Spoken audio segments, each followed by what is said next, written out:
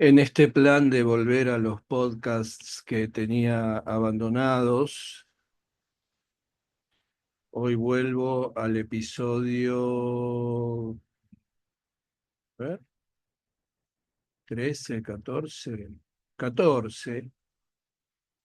de este biopodcast, ¿no? De los que tengo, este es el confesional, digamos. Hasta cierto punto, porque vos sabés que yo trabajo como counselor y si bien no tengo una postura demasiado rígida, demasiado protocolar en cuanto a la distancia que se establece en un espacio terapéutico con la persona con la que se trabaja. Mi límite es no hacer ni decir nada públicamente que pueda condicionar la libertad y la seguridad que las personas que rigurosamente para la disciplina se llaman consultantes, eh, digo que no la pierdan, que no se les quebrante eso, porque sería muy perjudicial para los procesos de trabajo, de exploración en sí mismos, en sí mismas. Pero acá hago algo que nunca pensé que podía llegar a tener interés y es compartir con vos algunas cuestiones de mi pasado, que ya te dije antes. A ver, primero voy al pasado inmediato, porque te quiero contar una historia, porque mi pasado tiene 12 episodios. Eh, Empieza, bueno, nada, María Esther, la despedida, las pérdidas, Paquita, distintas historias. Después se me ocurrió en un momento publicar el libro de Job que había leído cuando me enteré de la enfermedad terminal de mi perrita, que fue muy doloroso para mí. Y después las cuatro partes extensísimas de la lectura de Profundis de Oscar Wilde en una noche terrible en la que me pasé grabando ese texto al ser abandonado por mi última relación de pareja arbitraria y cruelmente. Em, Tratando de ser consecuente siempre, aún en los dolores más profundos, con la premisa que sostengo de que todo lo que nos duele podemos transformarlo en un hecho creador inmediatamente. Bueno, con las dos cosas, eso, ¿no? Viste, así como a veces se nos viene a la cabeza una canción, eh, a mí a veces se me vienen textos afines a lo que me está pasando. Y en el caso de Paquita, cuando me enteré de que iba a haber que hacerle una eutanasia, que sufrí tanto, no lo voy a repetir, no tengo ganas de volver ahí tampoco, pero hay un episodio dedicado a eso. Me pareció que el libro de Job estaba bueno también para darle también sentido a mi sufrimiento, ¿no? Podés escuchar el libro de Job, si no me querés escuchar a mí, lo podés leer en el Antiguo Testamento. Es un, es un libro fabuloso del Antiguo Testamento, libro de Job, en el que no sabemos a ciencia cierta si Shakespeare se pudo haber basado cuando escribió Rey Lear, pero sí tenemos algún dato del propio Samuel Beckett de que fue parte de su inspiración para Final de Partida, en conjunción justamente con Ray Lear. Bueno, y después lo de Oscar Wilde, que bueno, también podés buscar información o podés escucharlos. A mí me gustó mucho grabarlos y me parece que están bien porque son la expresión de una angustia muy verdadera, de una manera expresada, de una manera muy bella, como es la escritura de Oscar Wilde, que escribió ese texto desde la cárcel, que es una larga carta a su amante, que, que fue de alguna manera el impulsor en la época victoriana, más rígida moralmente y puritana, eh, en el Reino Unido, y que hizo que Oscar Wilde terminara en la cárcel y hiciera 2 años de trabajo forzados y se deshiciera completamente su familia, su fortuna, su éxito y todo su potencial creativo.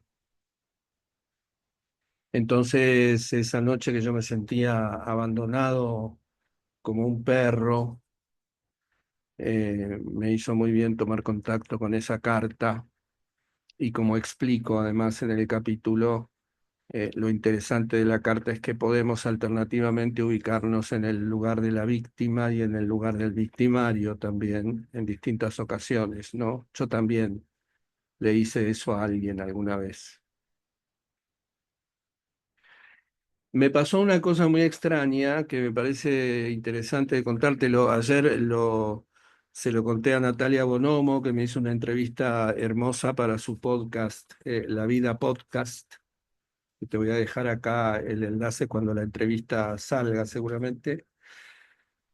Acá o en algún otro podcast o en alguna de las redes, sabés, o no sabés, pero que tengo un canal de YouTube, que estoy en Instagram, que me puedes encontrar en Facebook, que siempre difundo los trabajos que hago para las redes en mi estado de WhatsApp, que tienen mi número de teléfono, eh, que en Spotify, por supuesto, y también en TikTok.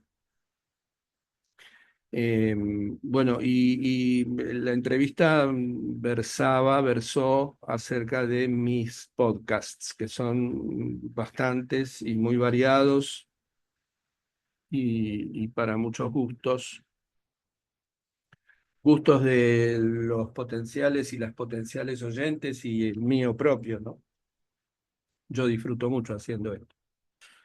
Em, el último fue Contra Zombie en Buenos Aires, que era un poco la alternativa a mi pasado, como podría haber sido mi presente, en el que yo me permitía también hacer una especie de bio podcast, pero en relación a lo que me estaba pasando, guardando también el cuidado que te decía recién respecto de la ética de mi profesión, ¿no? De una de mis profesiones, del counseling. Y no sé cuántos capítulos hice, a lo mejor me puedo ir fijando, pocos de Contra Zombie, que me gustaba hacerlo y que también ya lo había empezado a hacer con video, ¿viste? Yo todavía no me había animado. Todos los de mi pasado no son con video, es solo audio. Claro, de Contra Zombie llegué a hacer 6, no, 8 capítulos.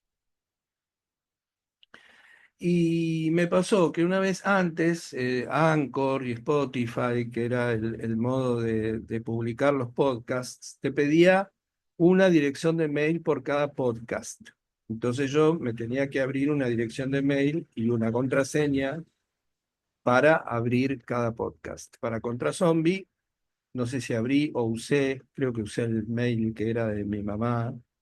No, el de mi mamá lo estoy usando para mi pasado. Bueno, algún lo estuve usando para mi pasado porque ahora todo cambió. Ahora están todos los podcasts, los tengo en una sola dirección, con una sola contraseña, es todo mucho más sencillo. Pero en ese momento pasaba eso. Y un día grabé un contra zombie y lo quise publicar y no me reconocía la contraseña. Confirmé la contraseña, era esa, estaba seguro. Probé a lo mejor hacer algún cambio que se me podía haber pasado, confundido. No había forma, entonces utilicé el procedimiento habitual de recuperar la contraseña, de cambiarla, viste, olvidé mi contraseña. Y no me mandaba el mail de recuperación de la contraseña. Y lo intenté muchas veces. Entonces abrí otro contra Zombie 2, lo cual era medio ridículo después de 8 capítulos. Contra Zombie 2 puede ser 1, 2, 3, 4 capítulos más. Y me volvió a pasar lo mismo, con otra dirección de mail, con otra contraseña, otra vez no reconocía la contraseña, y una vez más no me enviaba el mail de recuperación. Entonces decidí abandonarlo. Sin pesar, ¿eh? No significó una gran pérdida para mí. Me parece que lo que no se puede cambiar hay que aceptarlo. Si me venís escuchando, ya me escuchaste decir esto hasta el cansancio. Pero, claro, yo después de mucho tiempo de no dirigir teatro, estrené una obra el año pasado, en 2024. Estamos en enero de 2025. Una traducción y adaptación mía de una obra de Maurice Maeterlinck, dramaturgo belga simbolista, cuyo título es Interior, y quise hacer un episodio acerca de Interior y de la vivencia que yo estaba teniendo de mi regreso al teatro, digamos, uno más de mis regresos al teatro. Y no sabía en qué podcast hacerlo, porque no, en mi pasado no entraba porque era presente, dramaturgia activa no era, pues no tenía nada que ver con la práctica y la técnica y la teoría de la dramaturgia. Conducta creativa me parecía que era una digresión demasiado grande, porque conducta creativa está más orientada al descubrimiento y la gimnasia de poner en juego nuestra creatividad y no tiene ninguna relación con los espectáculos. En Imagino Ficción tampoco, porque Imagino Ficción es radioteatro y narración de relatos. Eh, Así que no, libros para la evolución consciente menos, porque eso es rigurosamente lectura de libros sin un solo comentario mío. Entonces lo hice en Contra Zombie y lo publiqué en mi pasado. Entonces, yo terminé mi pasado en el capítulo, eh, qué lento todo esto, ¿no? En el capítulo 12 y el capítulo 13, que es Interior, la vuelta al teatro, es un episodio de Contra Zombie, el último. El último de mi pasado fue el 20 de octubre del 22. Mira, y en noviembre del 22 murió mi papá. El 20 de octubre del 22 terminé esto y el 22 de noviembre murió mi papá. Bueno, y el 1 de marzo del año pasado, en vísperas ya del estreno, creo que un día o dos antes del estreno, publiqué este Contra Zombie. Bueno, entonces, te pongo en autos porque seguramente vas a ver en Spotify, en YouTube no, porque está ordenado una lista de reproducción de Contra Zombie y una lista de reproducción de mi pasado sin ningún problema. Pero en esa lista de reproducción vas a ver un salto en YouTube, no vas a encontrar el capítulo 13, y en Spotify vas a ver que termina mi pasado, hay un capítulo, un episodio de Contra Zombie, y ahora esta nueva temporada de mi pasado, que tiene que ver, fíjate, también con el simbolismo. El simbolismo en el teatro fue una corriente que surgió a fines del siglo XIX, junto con un montón de corrientes que aparecieron en ese momento, entre ellas el realismo, el naturalismo, el neorromanticismo, el, luego el expresionismo, los diferentes y sutiles variables, variantes, nunca sé bien cuál de las dos es la adecuada, del realismo, ¿no? El realismo más impresionista de Chekhov, el más psicológico. Bueno, no voy a abundar en eso ahora. El simbolismo La característica que tiene y que tuvo en ese momento es que no indaga en los recursos más, más usados de la dramaturgia, como es la situación dramática, el conflicto, la acción dramática, etcétera, sino que se detiene en algunos momentos de la experiencia humana e indaga lo que hay detrás de lo que se ve, ¿no? Para el simbolismo, la materia es lo de menos. La materia es solo una manifestación de algo que es la verdadera realidad y que no se ve. Metterlink dice que lo verdadero está delante de nosotros todo el tiempo, pero nunca somos capaces de verlo. Es un teatro muy peculiar, había algunas experiencias. Bueno, en el episodio sobre interior me parece que te cuento bastante. No voy a insistir con eso otra vez, pero viste que hay, sí a ver, me interesa compartir esto con vos porque es sumamente interesante. A mí hay algo que me tranquiliza mucho. No digo que me tranquiliza porque suele estar nervioso, no. Estoy bastante tranquilo en general, pero sí, la angustia existencial, ¿viste? Esta pregunta permanente, ¿qué hace uno acá? ¿Cuál está siendo el sentido de la vida de uno en este momento? ¿Qué pasa con los muertos? ¿Qué pasará cuando uno se muera? ¿Cómo será el momento de la muerte?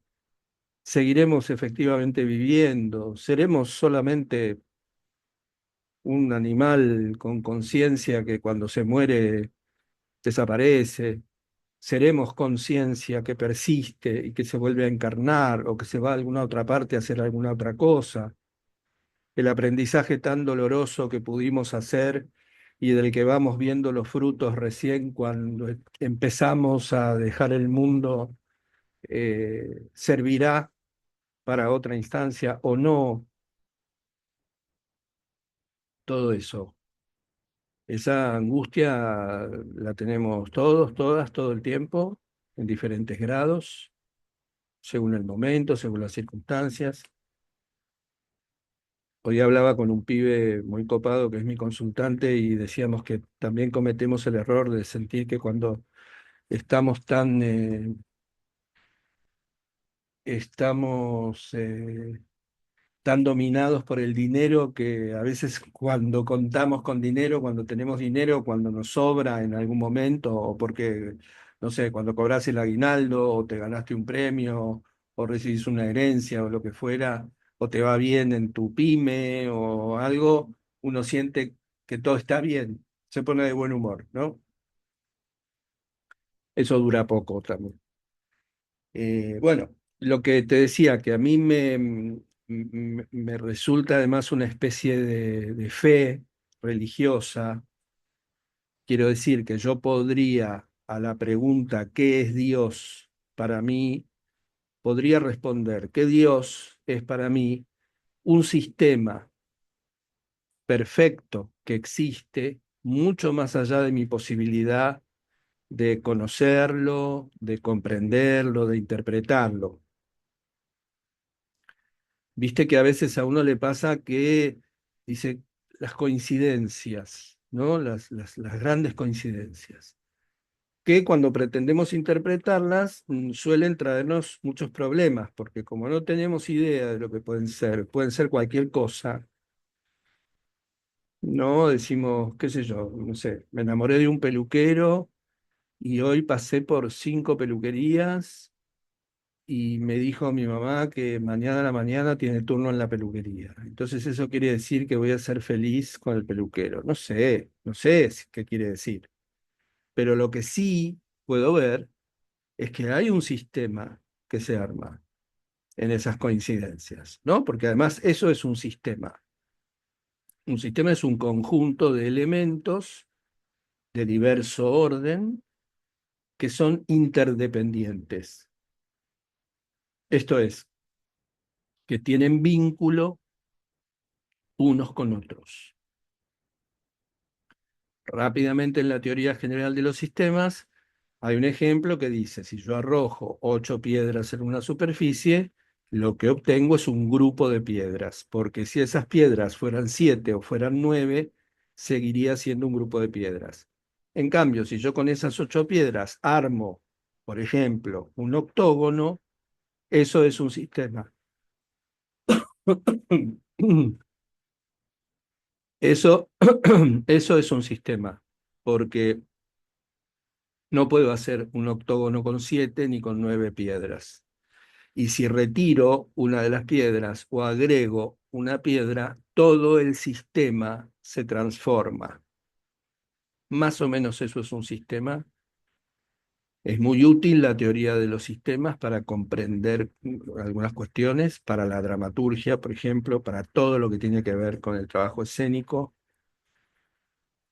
Bueno, entonces, cuando yo me encuentro en la vida con un sistema, ya dejé de interpretarlo, dejé de caer en la tentación de interpretarlo como a mí me convenga, ¿no? Porque también tenemos la tendencia de o entender el mensaje como si fuese maravilloso, lo que nos genera una expectativa muy tóxica, que generalmente termina en frustración, o lo contrario, como si fuese un mal augurio, ¿no? Como que me va a asesinar un peluquero.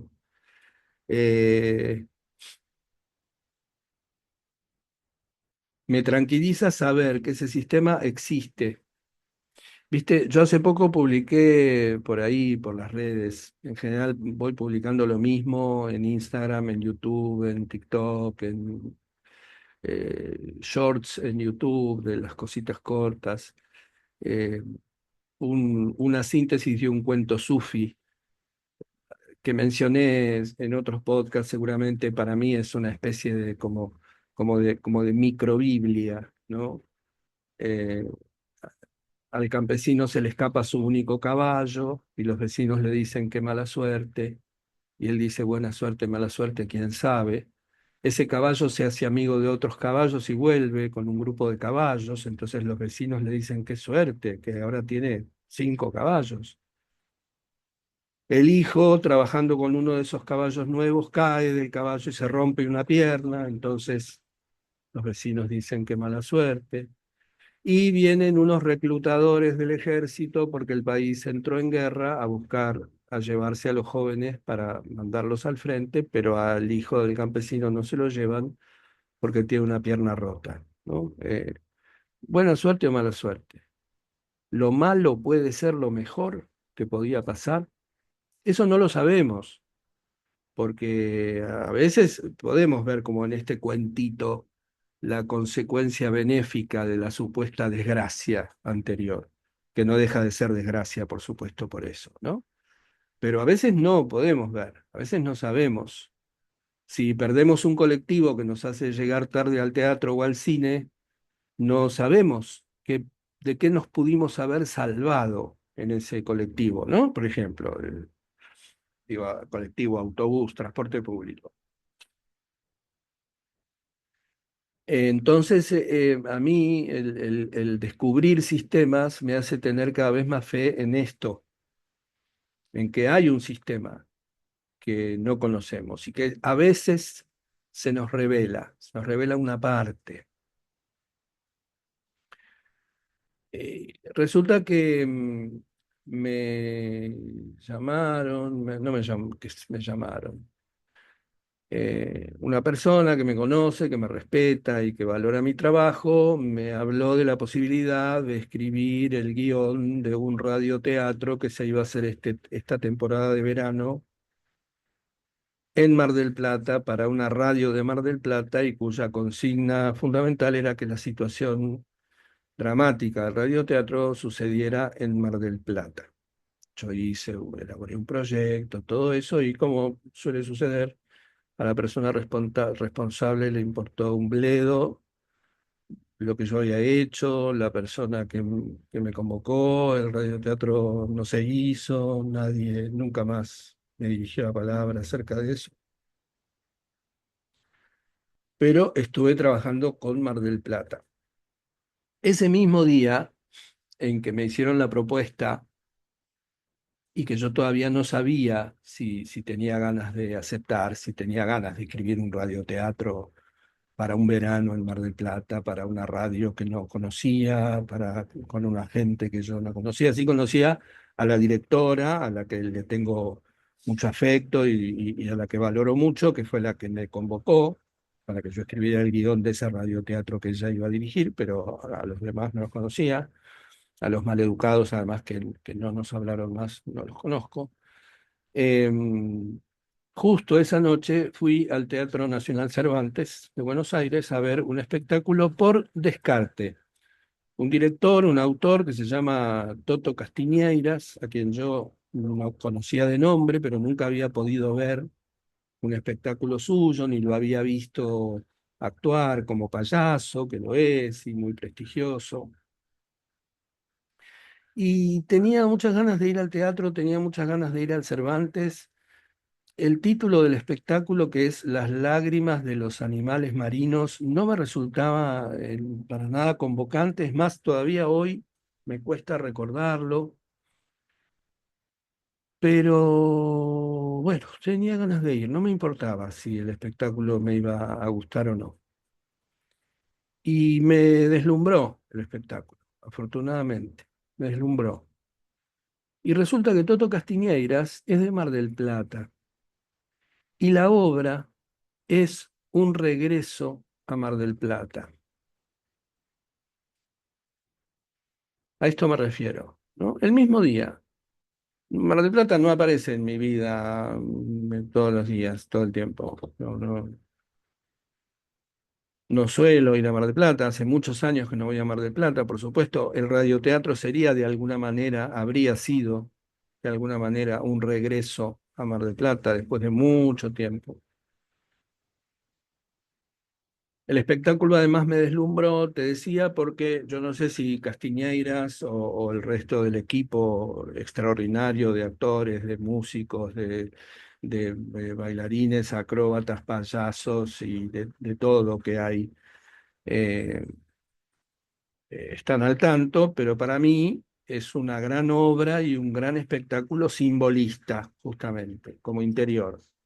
Lo cual me parece también medio extravagante porque el simbolismo no es una estética que se aborde con mucha frecuencia y mucho menos que exista una obra argentina escrita hace tres cuartos de hora que pueda inscribirse dentro de esa corriente. Eh, y me encantó y por eso también invité al equipo de interior a que pudieran verla. Algunos lo recibieron de muy buen grado, otros ni me contestaron, ¿viste? El otro siempre es un misterio. Eh, y al día siguiente, cuando yo estoy con todo ese entusiasmo de haber visto un espectáculo que me pareció extraordinario, histórico, que no voy a olvidar nunca, eh, y que a la salida de la función, algo que yo en general no hago porque trato de reflexionar un poco acerca de lo que hago y no obedecer tan rápido a los impulsos por experiencia, porque lo hice durante muchos años y no tuve muy buenos resultados. Esa misma noche les escribí al equipo de interior para decirles que yo además iba a volver y quien quería volver conmigo, lo hiciera. Bueno. Ahí también, ¿no? Digo, se entrecruzan algunos sistemas. Es decir, voy a ver un espectáculo cuyo título no me seduce, a cuyo creador no conozco, no sé por qué, voy y me encuentro con un espectáculo simbolista. Y además me reencuentro con Mar del Plata el día en que me proponen hacer un trabajo para Mar del Plata. Al día siguiente de esto, veo que en Instagram, creo, alguien pone me gusta a una foto que yo publiqué hace mucho tiempo. Creo que en cuanto me abrí la cuenta de Instagram, en que no sabía muy bien qué publicar y empecé a publicar fotos de cosas que había hecho, una foto de la primera vez que yo trabajé en Mar del Plata, que era asistente de dirección y que por enfermedad de un actor hice 4 funciones un fin de semana reemplazándolo. Y era una foto de ese espectáculo a la que alguien había puesto me gusta, pero yo no la había publicado en ese momento. Estos son los sistemas de los que te hablo, los que me tranquilizan. Yo no sé qué significa eso. De hecho, por ejemplo, que iba a hacer el radioteatro, no fue. Que iba a volver a trabajar a Mar del Plata, tampoco. Nada. Con las lágrimas de los animales marinos no tengo nada que ver. Eh, sí me pasó una cosa fuerte con las lágrimas de los animales marinos en relación a los regresos. Oh, claro, yo empiezo a hacer esto, creo que una vez en algún episodio te dije que para mí era como una especie de espacio terapéutico este podcast, y me parece que sí, porque yo sé que me estás escuchando, aunque no te veo, y además no me estás escuchando ahora, porque ahora no me está escuchando nadie. No sé, a lo mejor sí me está escuchando mucha gente, pero que yo sepa, no. Y entonces se me van abriendo puertas, ventanas, caminos adentro, ¿no? Como si fuera yo mi propio counselor, que me doy el espacio y genero las condiciones para sentirme en la libertad de ir por cualquier lado. Eh, yo, bueno, ya sabes vos todas las penurias de mis desventuras profesionales, de mis malas decisiones, de mi pésimo estado psíquico durante casi toda mi vida, de que yo, justamente lo que me cuesta de este podcast es que en general mi pasado me da vergüenza, porque me parece que estaba muy dormido, que estaba muy estúpido, que no me daba cuenta de nada, que siempre tomaba las decisiones equivocadas en relación a que nunca eran las que yo consideraba que tenía que tomar, sino que las que fulano me decía o las que a lo mejor le iba a parecer bien a aquel, o en contra de no sé qué, pero nunca lo que yo quería hacer. O sea, un desastre mi vida, un desastre, desastre. Un gran aprendizaje, pero un desastre. Y profesionalmente, difícil establecer lo que es el éxito y el fracaso, pero en los términos más convencionales, fracaso. De hecho, justamente, ¿no? Yo en 1984, yo son pequeños blasones de la historia de los viejos. En 1984, en el Cervantes se hizo el primer infantil de la historia del Cervantes, que ya llevaba mucho tiempo de vida el Cervantes, ¿eh? El Cervantes es un teatros. No podría decirte qué fecha, ahora no me acuerdo, pero tiene muchos años. Solamente estando ahí te das cuenta de que es un teatro de otro tiempo. Pero bueno, durante mucho tiempo no se habían hecho ahí espectáculos para chicos y yo participé haciendo unos personajes chiquitos en el primer espectáculo que se hizo ahí, que se tituló Las valijas de Ulises. Que bueno, también fue una temporada complicada, fueron creo que solo, no puedo decirte con precisión, pero casi unas vacaciones de invierno y nada más, unos problemas muy serios con los contratos, eh, problemas legales, problemas de eso, de corrupción, huelgas de actores, un desastre. Al espectáculo lo vieron 1000 personas cada función, eso ni hablar, pero todo fue muy difícil. Y también fue difícil para mí, que estaba así en uno de mis momentos cúlmine de,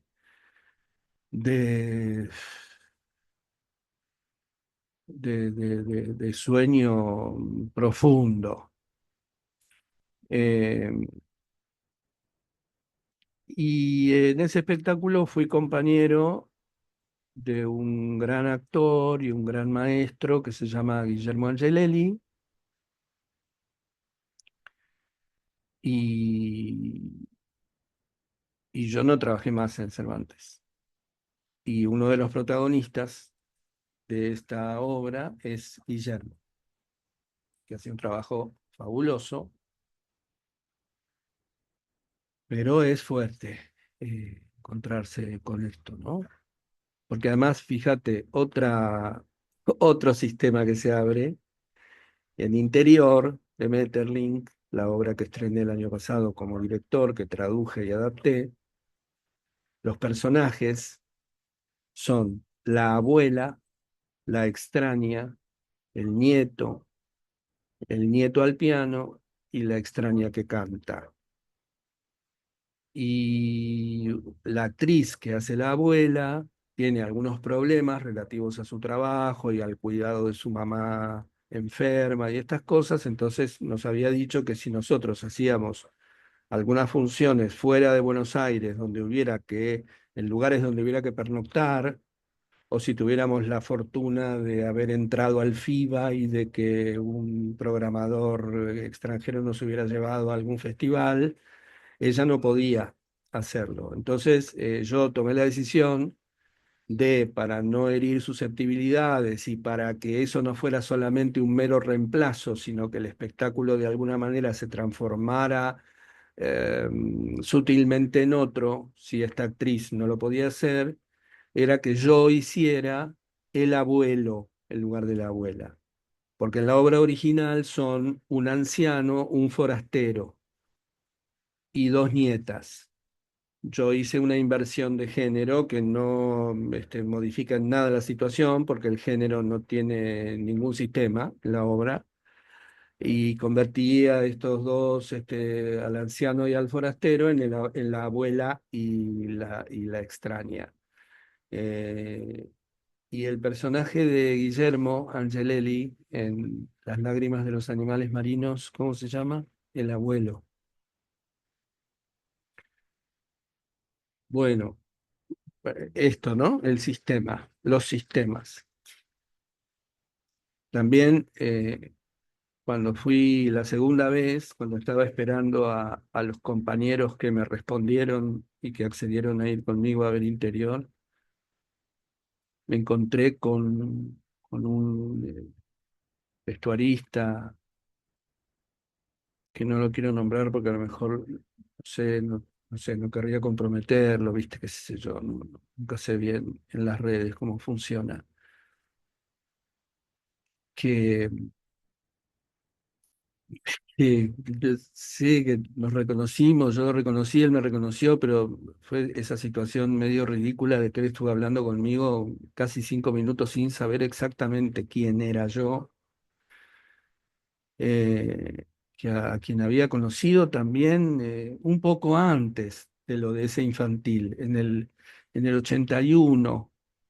En el 81 yo participé de una obra como asistente de dirección, que fue mi primer trabajo como asistente de dirección, digamos profesionalmente, a pesar de que era una obra del circuito independiente, pero medio bastarda, medio independiente por conveniencia, porque era un espectáculo bastante comercial, en el Teatro Popular de la ciudad, que era un teatro muy lindo que estaba en el Abasto, y en la boletería había una chica que era actriz y que tenía un grupo de teatro muy independiente, que funcionaba muy cerca de ahí, creo que en Tucumán y no sé qué, ahí por Tucumán y Pueyrredón, ahí por el 11, y me invitó a ver un espectáculo y no sé si me invitaron o yo les propuse incorporarme al grupo, yo estaba lleno de ilusiones y de ganas de trabajar.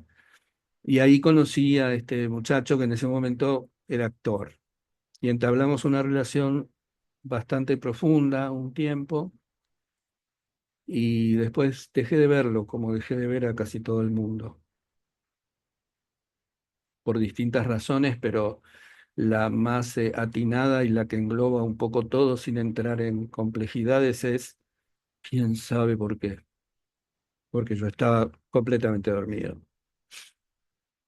Me lo encontré y siempre me pasa que trato de blanquear, viste, que decir Mirá, no sé, y digo muy rápidamente, tomé malas decisiones, no entendí las reglas del juego, tuve grandes oportunidades de proyectarme, de trascender como artista, podría estar hoy ocupando un lugar de privilegio, y sin embargo, no, sin embargo, estoy acá eh, igual, ¿no?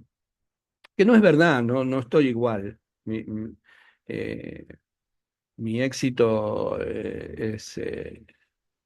es interno, es personal. Yo me siento mejor que nunca y si todo eso que me pasó sirvió para que yo tuviera hoy esta, esta vivencia tan plena en relación a la percepción de la existencia, a mi conciencia casi todo el tiempo presente, a mi manejo de las situaciones conflictivas, a mi a mi versatilidad para manejar la creatividad en todos los aspectos de mi vida, puedo entender que estuvo bien, ¿no? Bueno o malo, quién sabe. Eh, bueno, eso. Entonces, fíjate, ¿no? Todos los sistemas que se entrecruzan, porque además eso, yo con Guillermo trabajé en el 84 y había trabajado en el 83 antes y en el 82, claro. Porque yo, mira, en el 81 hice esa obra en el Teatro Popular de la ciudad. De ahí me fui al GAT, Grupo de Actividades Teatrales, que era donde estaba este hombre del que te hablé recién, que ahora es vestuarista, muy importante. Eh, Fuimos juntos a una audición para el grupo Catarsis, que era un grupo de muchísimo prestigio en el teatro, sobre todo teatro para chicos. También hacía cosas para adultos y para adolescentes, pero sobre todo para chicos. Y yo no sé cómo me había enterado de una audición para que estaban buscando una persona. Mira, bueno, nada, se me abren ventanas, así que sí, siento que mi cabeza es como un trompo en movimiento, así que no, no voy a disgregarme, no voy a arborecer demasiado en lo posible. Eh, y yo fui con este muchacho, con el que ahora es vestuarista, con Julio, le voy a decir Julio.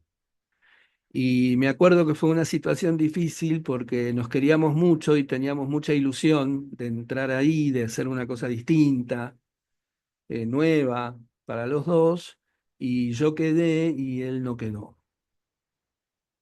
Y yo estuve un año ahí en ese grupo. En otro episodio te cuento la historia con ese grupo que también es muy fuerte y que también cierra con interior. Bueno, tremendo, impresionante. Mi Dios es tremendo, tiene muchos tentáculos. Eh, ya te contaré, es interesante. En el 82 yo entro, también ese es otro sistema rarísimo de cómo voy entrando yo en la profesión, completamente dormido, sin saber bien lo que hacía, obedeciendo expectativas ajenas de las que yo no tenía la menor idea. Pero bueno, ingreso a un espectáculo de teatro abierto 82, el segundo teatro abierto, en una obra de Osvaldo Dragún, cuyo título es Hoy se comerá el flaco, que dirigió Jorge Hacker en el Margarita Xirgu, y entro a una especie de coro de hambrientos que se querían comer al flaco, que éramos un montón, y ese grupo estaba manejado por un coreógrafo de mucho prestigio también en ese momento. Y ese coreógrafo prepara su obra para el año siguiente para Danza Abierta, 83. Y en Hoy se comen al flaco y en Danza Abierta 83 también estaba Guillermo, el abuelo de la obra de Castiñeiras de Cervantes. Y en el 84 audicionamos para la obra del Cervantes eh, ya teníamos antecedentes porque el director de la obra del Cervantes era el coreógrafo del espectáculo de danza abierta que se llamaba Parade, desfile, y de Hoy se come el flaco.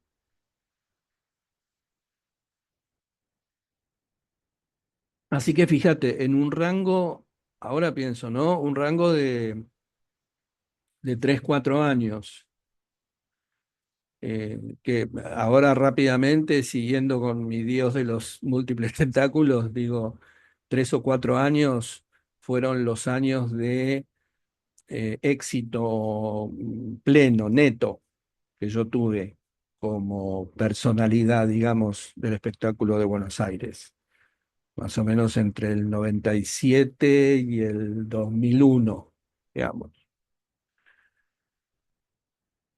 Bueno, eh, bueno, eso, me parece que esto ya tiene una duración adecuada. Yo hice todo este preámbulo que parece uno de los prólogos de Bernard Shaw a sus obras. El prólogo de Santa Juana de Bernard Shaw, si no me acuerdo mal, es larguísimo, es como una novela, pero creo que es hasta incluso más largo que la propia obra. O el prólogo de Sartre a Los Condenados de la Tierra, esos prólogos. O el prólogo de Strindberg a la señorita Julia, bueno, prólogos. Bueno, y me extendí mucho. Yo te quería hablar de Mar del Plata porque en realidad el recuerdo que tuve fue el de esa obra que yo hice en Mar del Plata como asistente de dirección. Pero me fui copando con lo del sistema y ahora ya ni me acuerdo. ¿Para qué te quería contar eso? Seguramente te lo contaré en algún episodio posterior. Pero sí, mirá, fue en esa época. Claro, en el 84 el Cervantes. En el mismo año 84 hago también una audición. Yo ya creído que era, bueno, te cuento, ya ves, te cuento. Creído de que era bailarín, que me especializaba en comedia musical, porque claro, Danza Abierta era un espectáculo de bailarines. Yo bailaba. Pero no te cuento el pánico que yo tenía en danza abierta, porque yo no sé si era bailarín, me parece que no, yo había tomado algunas clases esporádicas de danza, pero nunca tuve la disciplina de un bailarín, ni la vocación de un bailarín, ni nada de eso. Me salía más o menos bien, parece. A veces pienso que no. Y estaba ahí en danza abierta. Por supuesto que este coreógrafo no tenía ninguna doble intención conmigo, ¿eh? Yo tenía mi pareja, ellos eran amigos, qué sé yo, nada, y además nada, nada, al contrario, a lo mejor hasta alguna vez pudo haber habido una intención non sancta de mi parte que no fue respondida, nada. Pero yo estaba ahí bailando y estaba emocionadísimo en un teatro que en una época se llamó Catalinas, que funcionaba donde había estado el Instituto de Arte Moderno del Ditela, y era el escenario, la sala del Ditela, del Centro de Experimentación Audiovisual, así se llamaba. Eh, y estaba fascinado con estar bailando en lo que había sido el Ditela, con toda la tradición que eso tenía, ¿no? Pero yo tenía que hacer nunca me habían salido, mirá vos qué bailarín, no me salían las piruetas. Y hay un movimiento que es como una pirueta, pero saltando, que era imposible para mí. Y en un momento, espectáculo muy peculiar, el escenario estaba casi a oscuras y teníamos que hacer todos los muchachos que estábamos ahí, cuatro de esas piruetas en el aire que ni sé cómo se llaman, hacia atrás, que me parece que era más difícil todavía. Y el escenario de Catalinas, no sé si era así el del Ditela, porque yo no llegué a conocer el Ditela, pero había como unos huecos, ¿viste? Como, no, no, iba a decir lo de Sergio Denis, pero no tiene nada que ver porque eso era el foso de la orquesta. Atrás era como si el escenario hacia atrás tuviera una extensión en el centro, como si fuese una pasarela hacia el fondo, y ahí unos huecos. Y yo estaba al lado de uno de esos huecos haciendo esos saltos y siempre me moría de miedo, siempre pensaba cuando llegaba ese momento que me iba a descabezar cayéndome por ahí. Bueno, esto fue 83, en el 84 fue lo de Cervantes, y también hice una audición para hacer otro infantil que dirigía una señora que se llamaba María Muchastegui, que también tenía mucho prestigio. ¿Dirigía María Muchastegui?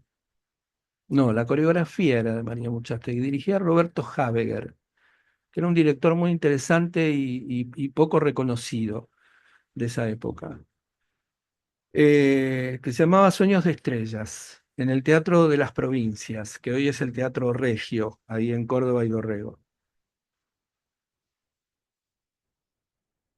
Y el asistente de dirección de ese espectáculo me ofrece en el 85 una asistencia de dirección en Mar del Plata, que le habían ofrecido a él, pero que él no podía tomar porque era un asistente de dirección extraordinario y tenía muchos ofrecimientos de trabajo. Y le pareció que yo podía hacerlo. Yo había sido asistente en el 81 solamente de ese espectáculo comercial independentoide que se llamaba Proceso Interior y no más. Entonces fui a hacer ese espectáculo en Mar del Plata, que era un espectáculo que pretendía ser la reivindicación de Jorge Porcel en una comedia. En esa época tenían mucho prestigio las comedias inglesas. Se había armado una especie de psicosis con que las comedias inglesas eran finas, eran dinámicas, eran fabulosas, y en realidad no, algunas eran así. Otras eran una basura porque además venían como si fueran bananas de Brasil las comedias. Y eran todas muy parecidas y encima acá las tomaban directores inescrupulosos que las hacían pedazos para adaptarlas a sus conveniencias y a sus elencos y a sus amantes y a sus acomodadas y todo eso. Y terminaban siendo obras horribles que no se entendían nada, a las que le faltaban partes, era un desastre. Cada director tenía en su escritorio como 10 obras de esas para elegir y las iban repartiendo entre los actores a ver quién la quería hacer en la temporada de verano. Era un desastre. Eh, Parecido a lo que muchas veces pasó, no sé si en otros países tanto como en el nuestro, pero a lo largo de toda la historia de nuestro teatro, ¿no? Con el sainete, con el grotesco, con la revista, digo, todo como que se convierte en negocio y poco a poco empieza a desaparecer, empieza a desaparecer el carácter artístico y lo único que queda es el negocio. Era una de estas obras. Y como Porcel hacía siempre revistas o comedias donde todo el tiempo improvisaba y que giraban en torno a eso, a reírse de los cuerpos de las mujeres y todo eso, tenía la intención de hacer una comedia inglesa respetando la letra y con un elenco de actores y actrices de comedia inglesa. Estaban, a lo mejor los conocés, a lo mejor no, pero Arturo Mali, Claudia Lapacó, eh, Juan Carlos Pupo, Jorge Butrón, bueno, Eda Díaz, que no era tan comedia inglesa, que venía del Café Concert, de los espectáculos de humor, y Adolfo García Grau, el inseparable de Porcel, ¿no? La rémora del tiburón, eh, que tampoco era muy comedia inglesa. Con un director que no tenía nada de comedia inglesa, que era un comerciante infame, un tipo acosador, desagradable, y fue un fracaso estrepitoso. Pero fue ahí donde yo tuve la posibilidad de hacer esas 4 funciones de reemplazo de Jorge Butrón, me acuerdo. Un gran actor, un tipo además macanudo, que había estado enfermo un fin de semana y a pesar de que era un fracaso estrepitoso, la producción no quiso suspender esas funciones y entonces hice yo esas 4 funciones en las que sufrí mucho, pero también aprendí mucho. Eh, y de este proyecto me interesa contarte algunas cosas, algunas, algunos intersticios en algún otro episodio, que quizás sea el próximo, no lo sé. Quiero ser libre más que nunca con este podcast. Bueno, listo, te agradezco mucho, si me escuchaste hasta el final y espero que te haya entretenido. Mira, una hora, que te haya entretenido y que te sirva para algo, ¿no? Esto, aunque sea para dormir.